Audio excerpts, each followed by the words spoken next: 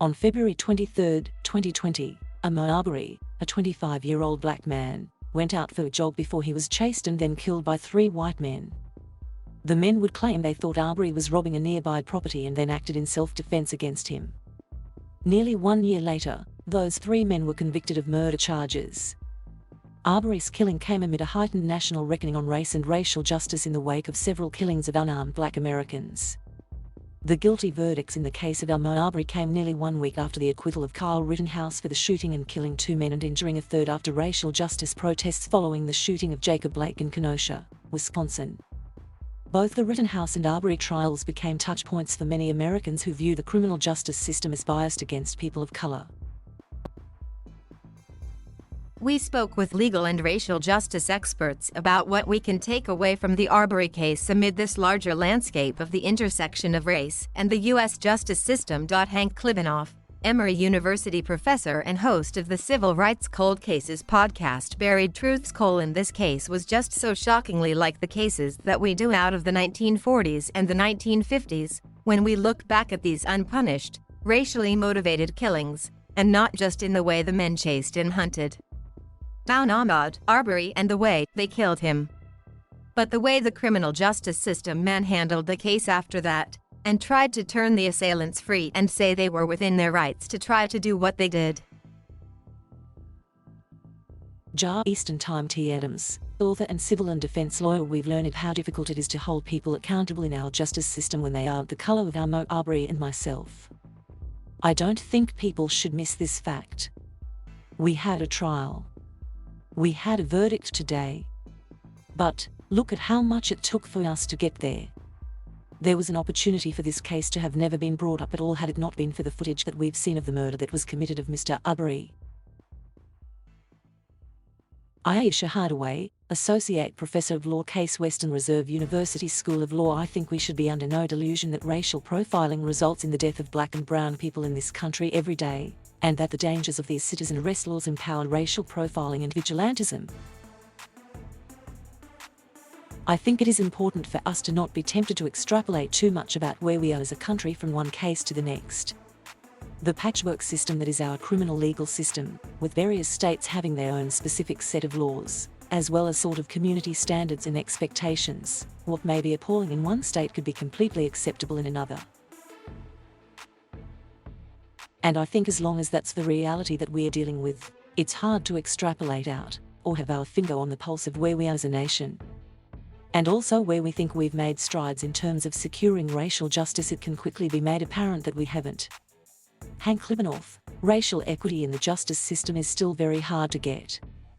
Does this verdict today make me feel better? Sure, it does. And it looks to have been a thoughtful decision. And you wonder how many of them saw the video months ago and immediately had formed some idea that this just is not right and just carried that into the courtroom and found no reason from anything the defense said to turn away from that idea. To me, it's hopeful. It was hopeful. Eastern Time T. Adams, this case screams loudly the need to diversify the legal field right now. You have rates of prosecutors being 90% white. You have criminal defendants, who make up the criminal justice system, being predominantly black. And if those numbers don't spell it out enough, then it should definitely be spelled out with some of the cases that we're seeing currently in the news. And I think that people have to understand that this isn't just about equality in terms of the person's complexion.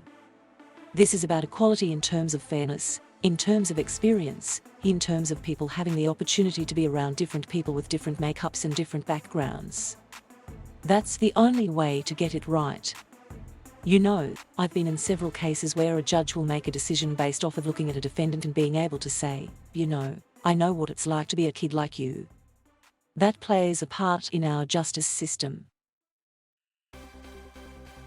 Kim Taylor Thompson, that when someone, 3 men in this instance, take the law into their hands, on that occasion, we will stop them and we will hold them accountable for their actions. So I think the takeaway is that we can do this. I think that the lingering question is, will we do it? Going forward, what lessons have we learned from this, and will we do more to address the underlying racism that clearly motivated these 3 men? Aisha Hardaway, the patchwork nature of our criminal legal system from one state to the next really makes it difficult to assess on a national level right where we are when you have the Wisconsin verdict come out just days before this verdict. I think looking at those two together should help us understand that as much as many may feel like justice has been done in one case, others will definitely feel like it wasn't enough in the one before.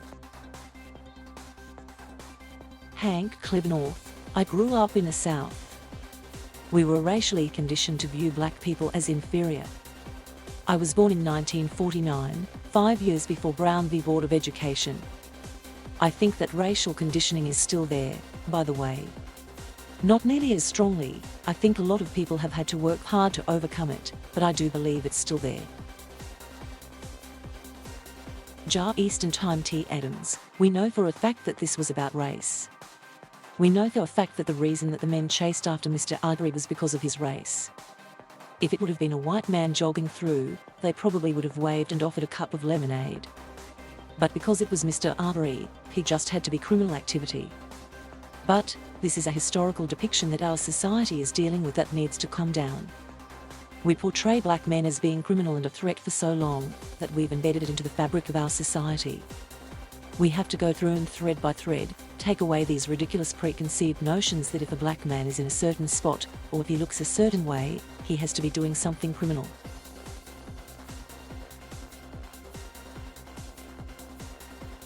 Thank you for watching. Please subscribe.